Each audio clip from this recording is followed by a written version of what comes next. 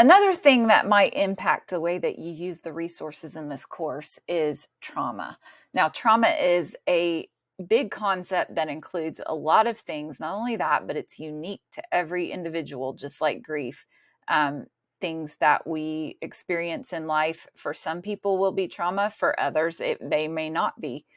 It also depends on how resourced we are, right? How much we already know about our resources. So we don't really have time to tackle the whole subject of trauma, but I'm going to include some resources down in the description that you can look into if you have old trauma that you're still processing, even from childhood. That stuff affects our nervous systems.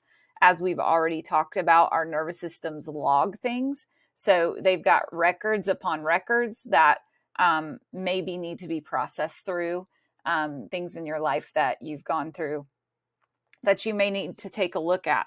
When we talk about trauma, we're not necessarily talking about some big life-changing event. Sometimes we think of trauma as a car accident or a death in the family, or a huge loss, or a tornado, or some kind of devastation. That's not necessarily all that trauma is. We have big traumas, and then sometimes we have little traumas, depending on how we're processing life, depending on how resourced we are, depending on what we were taught in our childhood. There's a lot of nuance to it. We also could experience chronic trauma. If you live or are in relationship with someone who's like a toxic person or is very abusive, we can internalize that as trauma without even understanding or knowing about it. When you start to learn the resources in this course and start applying those to your life, it changes what you consider as trauma in your life because you have more resources. Trauma will say to you, you're trapped, and you will say back, no, I have options. I have resources.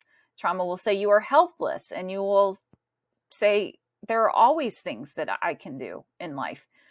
Trauma will say you are alone, and resources will say you have things that can help. You have people that can help. You just need to reach out and ask, right? And so once you start to learn how to resource yourself and you get really good at that and you start practicing that, it's going to change the way that you even process the big, huge, life-changing events. You may have to go a little bit slower and give yourself a lot more grace. Just like we talked about in grief, when we were talking about in the lesson of grief, we want to start in small increments and build up from there. And also pick the resources and prioritize the resources that give you the most peace, joy, relief. I would recommend that you really zero in and learn the somatics piece of the resourcing course.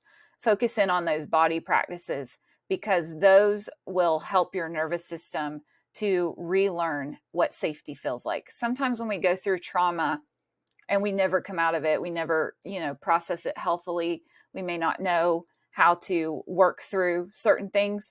We end up in this place where our nervous system doesn't even remember what safety feels like. It doesn't know where you're trying to get back to, what the goal is, because it's just so used to being in fight or flight, or it's so used to being in shutdown. It's just so used to being in those states chronically of the nervous system.